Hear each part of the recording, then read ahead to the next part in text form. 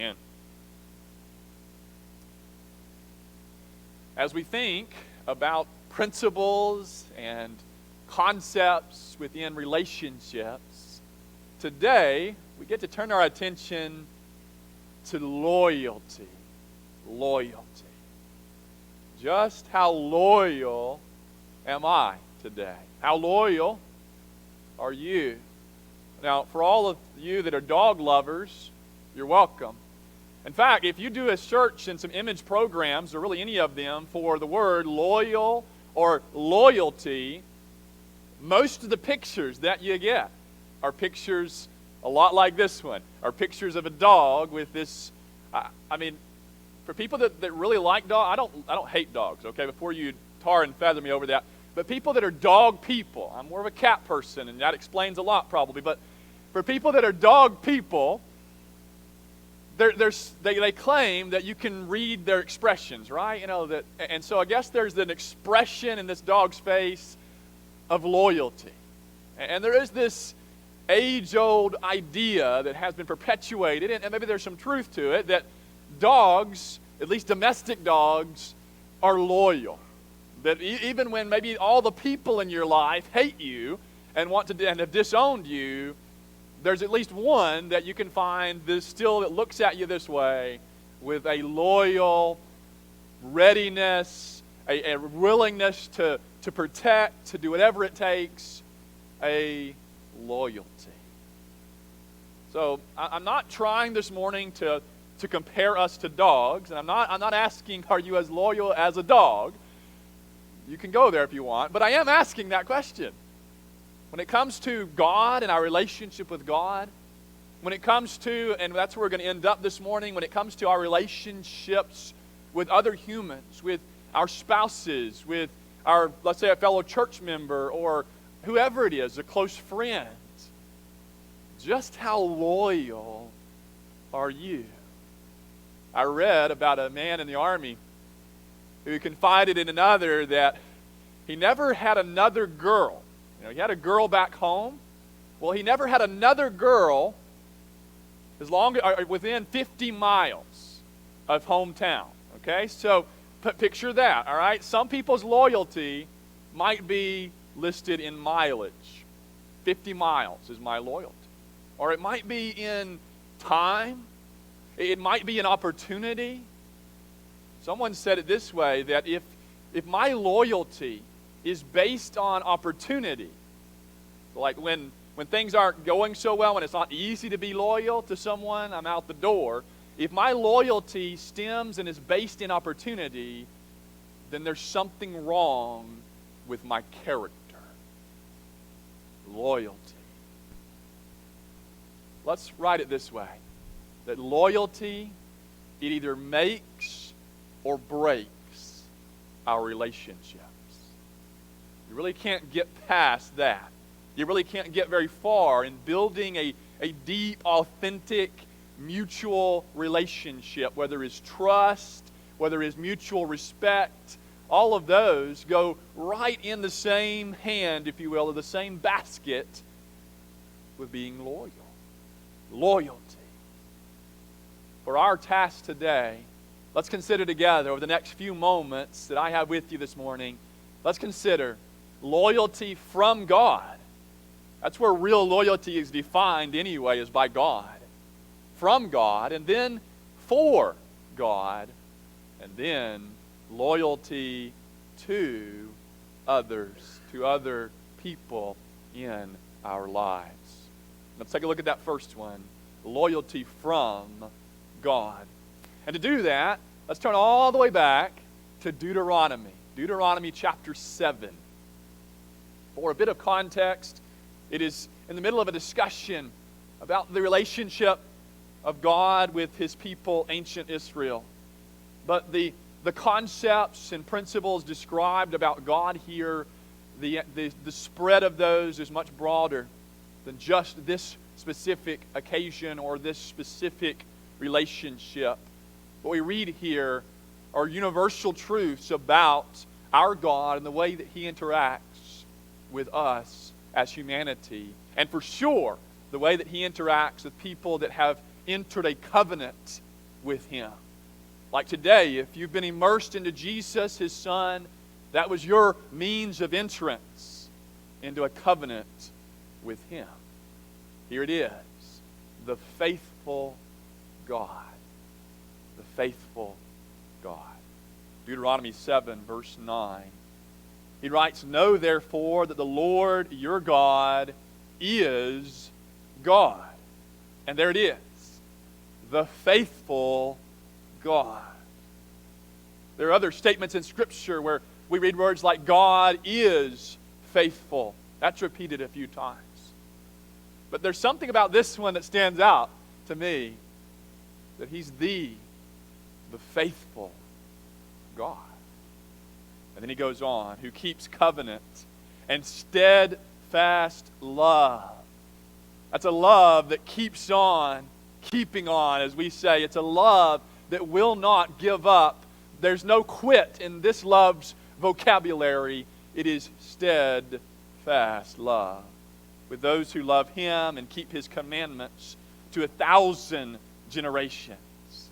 Now, verse 10 provides some balance.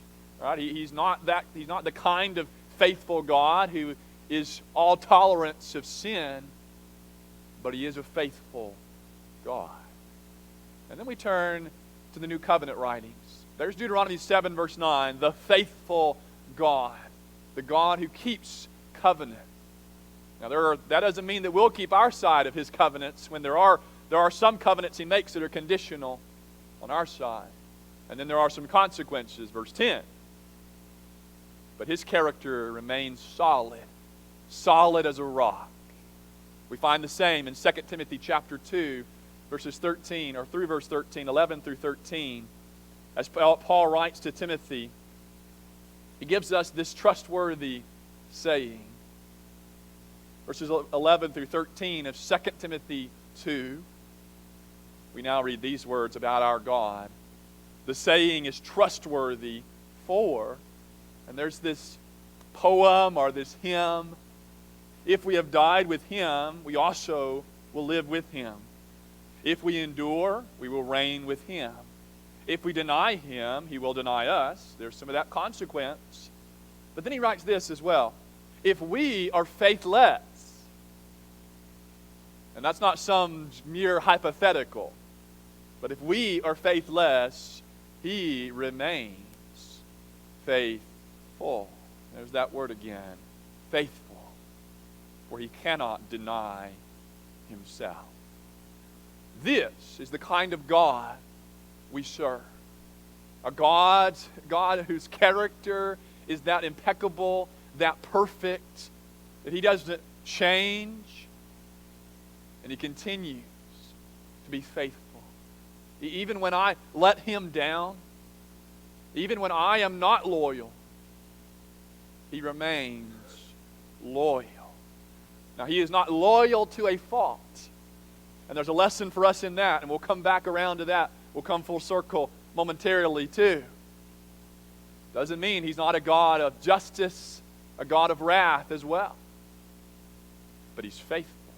He's faithful to His own character, and therefore He's faithful to His people. Faithfulness or loyalty, as we've termed it today, from God. He's solid and dependable. But how does that work in return? What about our loyalty back to God?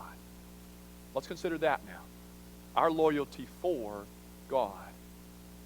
Let's look at Luke chapter 14 that provides for us a radical loyalty. Radical. Luke 14, beginning at verse 25 now. We'll read 3 verses or so from this chapter. This is one of those statements that when people make lists of what they call hard sayings of Jesus, this one makes the list. It usually makes the cut.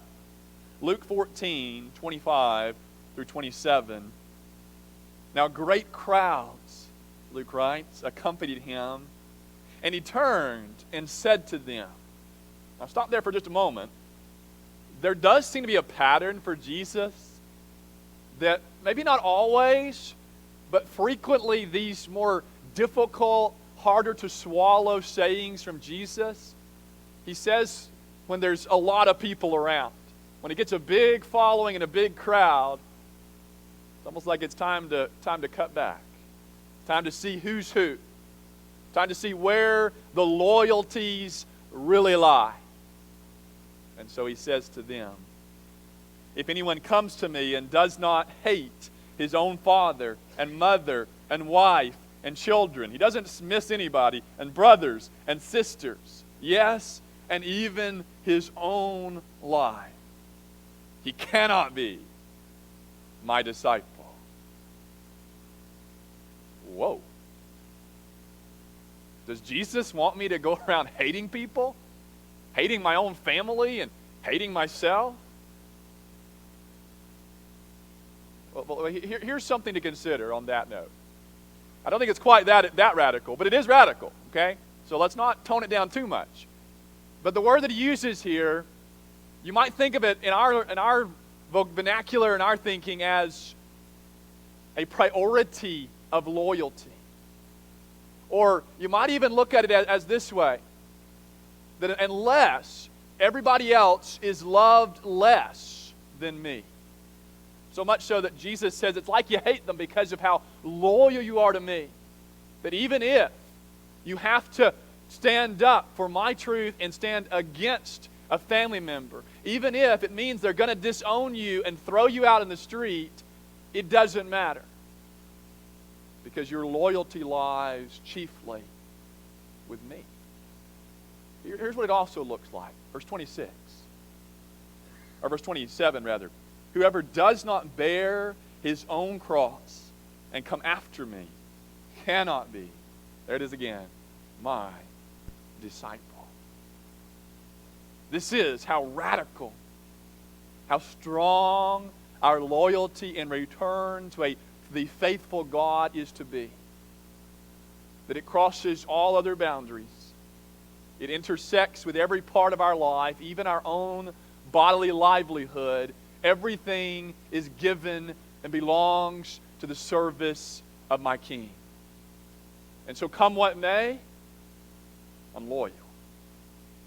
If I have to make this sacrifice, if I have to give up this pet sin, if this human relationship over here is affected, so be it. Doesn't mean we go around looking to harm or rather to end relationships or anything like that because of Jesus. But it does mean that if something or somebody comes between me and my Lord, if I'm loyal to Jesus, I go with Jesus every time.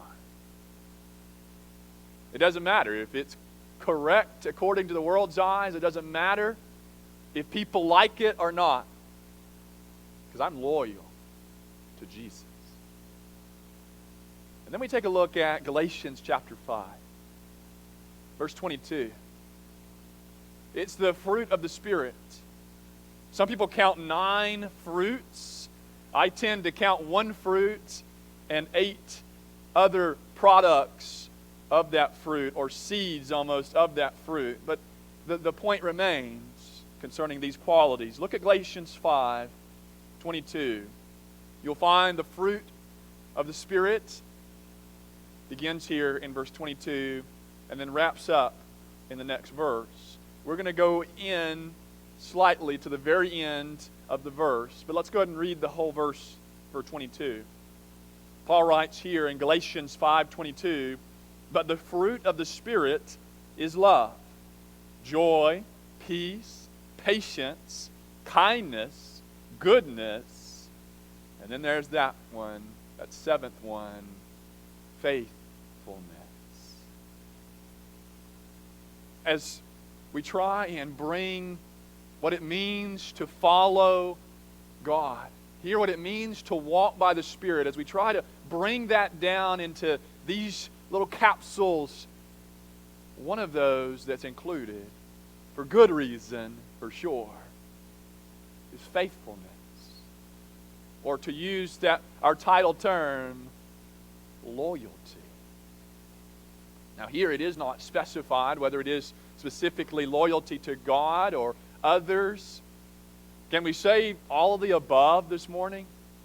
That this is a quality of character where I am dependable, where I keep my commitments to other people, I'm honest with them, I'm trustworthy, I'm faithful. Faithfulness is such a lovely thing to see. If you're filling out the handout, it's going to be on the screen there as a beautiful sight. Don't you love to see it?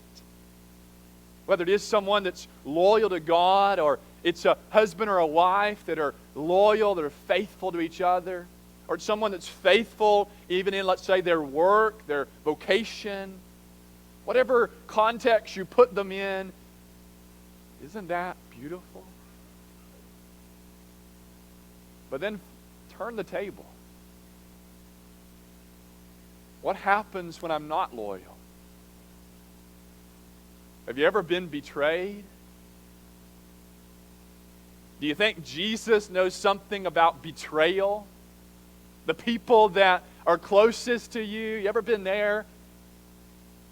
And then you find out, they might not even be doing it to your face, you find out that they've got that knife stabbing you in the back, behind your back, as we say. If you felt the sting of betrayal, then you also know the power and the value, and let's use that word again, the beauty of loyalty. When someone is there when you do need them the most, and when maybe other people have left you. Maybe it's because you're down financially. Maybe it's because of what you're going through in your marriage. Maybe it's because of whatever it is, you name it. They're the people that are there. They've got your back. They're there to protect you, to defend you, to help you. And that leads us then to loyalty to others. We see it from God. We see it returned for God. But now, it's to others. As we continue to reflect on this thought of loyalty in friendship, loyalty in human relationships, here's a string of some verses, some proverbs. The first one's in Proverbs 17. And we'll read 17 of Proverbs. And if you keep your Bible open to Proverbs, we'll be moving through a few chapters in this book. Proverbs 17, verse 17. Always. There's a whole lot that can be communicated with that one simple word. Always. It might be the word itself. Just say that word, always. It might be a few other words added. I will always be there for you. Or I will always find you. Find my way back to you. And it's one thing to say it, right? It's another thing for it to be real. Proverbs 17:17 says this: a friend loves at all times, and a brother is born for adversity. A friend, I think the intent is a real deal, through and through friend. I mean, we have acquaintances and companions, and we have people, we might use that word today pretty loosely, friend, friends. But here's a friend. All times. It almost sounds like marriage vows. It's the good times and the bad times. Doesn't matter. Loyalty. Then the next chapter, Proverbs 18, verse 24, reminds us that this is about quality over quantity. It's more important, that loyalty, than a list of people you could rattle off that, oh, these are my friends.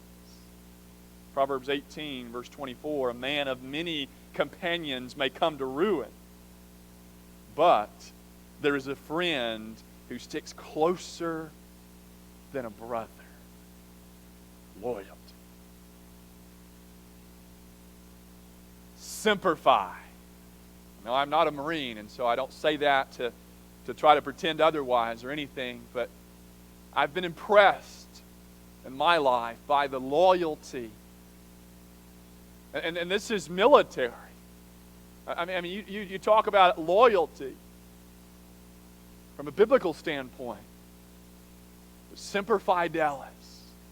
I wonder how many Marines have been saved in combat because of that ideal that lives in their heads. I wonder how many battles have been effective or more effective than they would have been because of the gung-ho attitude that seems to be brought on by knowing he's got my back. Nobody's going to be left behind. Always faithful. How does that fit outside of that? Maybe there's something we can learn from Semper Fi. It says here's where it gets real. And then one more, Proverbs 20, verse 6. The rarity is emphasized here of a friend. Proverbs 20, verse 6 says, many a man proclaims his own steadfast love. What is it we observed a minute ago? It's one thing to say it. It's one thing to make promises. It's one thing to say, oh, I'll be there for you. When you're in trouble, just give me a call and I'll be there. If you need me, I'll be there. He says, many proclaims his own steadfast love, but a faithful man, who can find? Who can really find somebody that'll be there through thick and thin? Who will be there when you really need a friend? Who can find that? And if you've got a friend like that today, you might just have one. Maybe you're lucky to have 2 or 3. Maybe you're blessed to have a few more. Maybe part of the lesson this morning is to treasure that. To not take that for granted. And then to be, at least attempt to be, that kind of friend yourself. And then there's David and Jonathan. We're not going to read all of this today. I encourage you to read some of these verses on your own. But let's take a look at the first 7 verses as we close this morning of 1 Samuel 19. There's a couple of chapters here in 1 Samuel, and then there's a chapter or so in 2 Samuel that are a part of this story. 1 Samuel 19, the first 7 verses, introduce us to this trust and loyalty between David and Jonathan. Best friends. And when their loyalties are put to the test, they remain loyal. 1 Samuel 19, 1 through 7, the opening paragraph. And I'm going to go ahead and put the other passages up there for you. They should be on the handout as well. Where David, years later, when he's king, returns loyal for loyal. Here's 1 Samuel 19. And Saul spoke to Jonathan his son and to all his servants that they should kill David. So here we go. Here's the king. He's your daddy. He's telling everybody, let's kill David. Now here's where loyalty gets real, because what about Jonathan's loyalty to the king? What about his loyalty to his own flesh and blood? His loyalty is not to a fault. And sometimes we might need to stand up to our friends in that kind of loyalty. Faithful are the wounds of a friend. You can take that one a couple of different ways. But that's real loyalty. Where, yeah, I'll be there, but it doesn't mean that I'm going to support you in wrong. But I will support you. Verse 2. But Jonathan, Saul's son, delighted much in David. And Jonathan told David, Saul, my father, seeks to kill you. Therefore be on your guard in the morning. stay in a secret place and hide yourself. And I will go out and stand beside my father in the field where you are, and I will speak to my father about you. Talk about a real friend. And if I learn anything, I will tell you. And Jonathan spoke well of David to Saul his father, and said to him, let not the king sin against his servant David, because he has not sinned against you, because his deeds have brought good to you. For he took his life in his hand, and he struck down the Philistine. And the Lord worked a great salvation for all Israel. You saw it and rejoiced. Why then sin against innocent blood by killing David without cause? And Saul listened to the voice of Jonathan. Saul swears in the next verse, as the Lord lives, he shall not be put to death. And so in verse 7, Jonathan called David, and Jonathan reported to him all these things, and he brought David to Saul, and he was in his presence as before. Now, as you can tell, this is not far, in fact, from the end of the story. Not the end of the story between David and Jonathan and Saul and a few other characters. But it's the introduction of one of the most powerful examples in human history of two friends and a little thing called loyalty. Just how loyal are you? We've seen loyalty from God, the perfect example of loyalty toward his people that often are rebellious against him.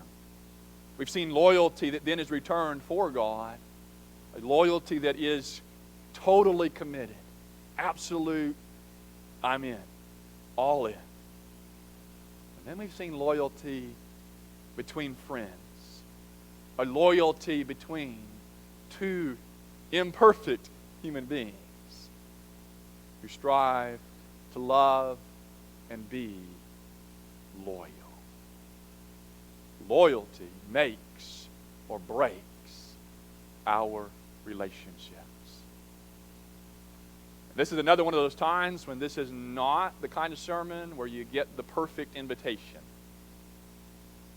But I want you to know that doorway to become a part of God's family, where we can be, even as a part of that family, hopefully, not always, but ideally, we can be faithful to one another.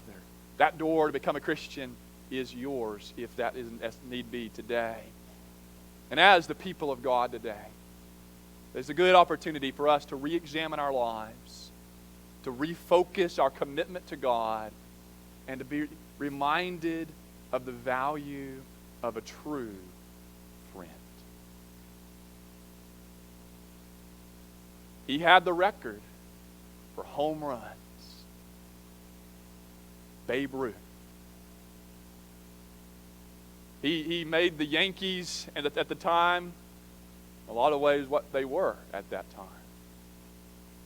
But along came another and broke his record. And age began to take its toll, and so the Yankees traded Babe Ruth to the Braves. And he's playing in what would be his last game. He would be fired / quit 3 days later. But they're playing in Cincinnati, and he'd struck out and made some plays that allowed the Reds to score 5 runs in that one inning. And so here he is, he's walking back to the dugout with his chin down, dejected.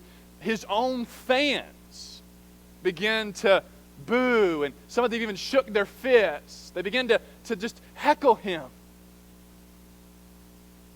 And then a little boy hops over the rail with tears streaming down his face. He runs, and without any reserve, he wraps his little arms around the legs of Babe Ruth and holds on.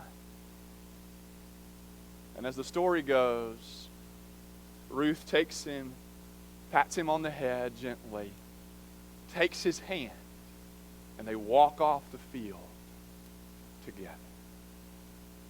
Now, you say what you want about baseball and about Babe Ruth, but that's loyalty. may we be people of loyalty. Let's stand and sing together.